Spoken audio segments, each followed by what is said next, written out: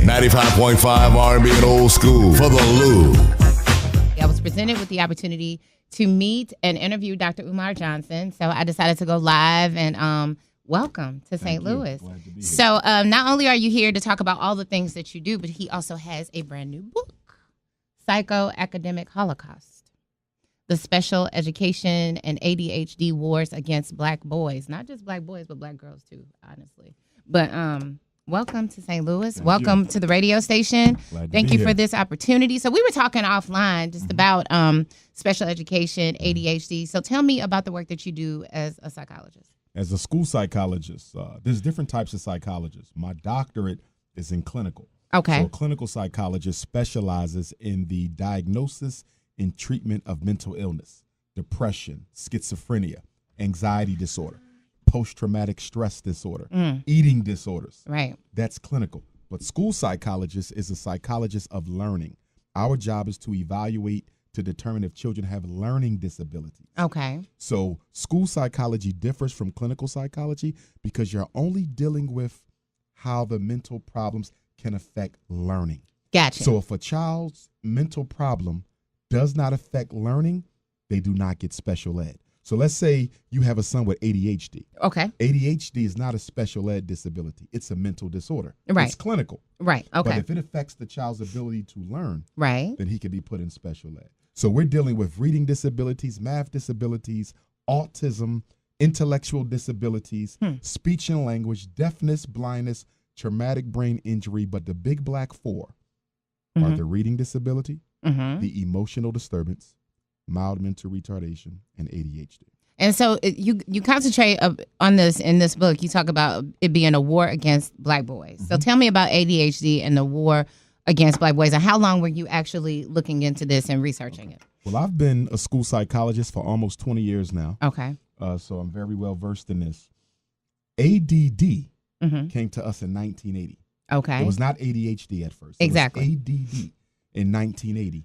And that came as an outgrowth of the war against Black men. So basically, in the 1980s, that's when the United States government intensified its mass incarceration campaign. So that's when fathers really started leaving the home to go to jail. Right. That left a vacuum where all these Black mothers were raising Black boys on their own. Yep. And because when the father is not there, the discipline tends to slack off. Okay? And when the father is not there, a boy going through pre-puberty and adolescence, he craves that father because around 7, 8, 9, you stop hanging around mommy so much and you start learning how to be a man with dad. Exactly. But when dad's not there, that can cause some sort of emotional dysfunctionality. Right. So the boy goes to school looking for the attention that he doesn't get at home. And they call it ADHD. It's nothing but fatherlessness. That's all it is. But the government cannot admit that this problem is caused by fatherlessness because they're the ones causing the fatherlessness. Exactly. So what we got to do is make a disease out of it. And so they came up with attention deficit disorder. 1987, ADD became ADHD. Oh, okay. And the That's reason when it they became ADHD is because there's no drug that can make your son pay attention. All of this is about money. What about Ritalin? I mean, that's what the drug was used Right, but for. Ritalin, Strattera, Concerta, Metadate, Cycler, no drug can make a child pay attention. The only thing the drugs do is arrest brain chemistry. They calm you down. They cannot make you pay attention. In other words, you don't have to be hyper to not be paying attention. Exactly. So the drug makes you sit still, but you still are not paying attention. Yeah, you So still then ain't the question absorbing becomes, anymore. Right. Why give him the drug if he's still not going to be learning?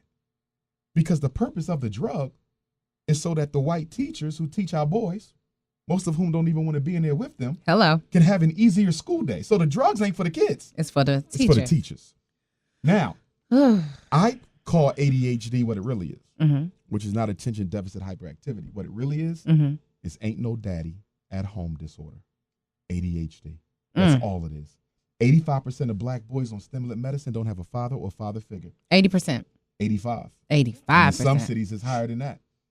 I'm willing. I bet you I could walk into any school in St. Louis and ask all the boys to raise your hand if you want medicine. And how much you want to bet that in most classrooms in your city, more than half the boys are hooked on kitty crack.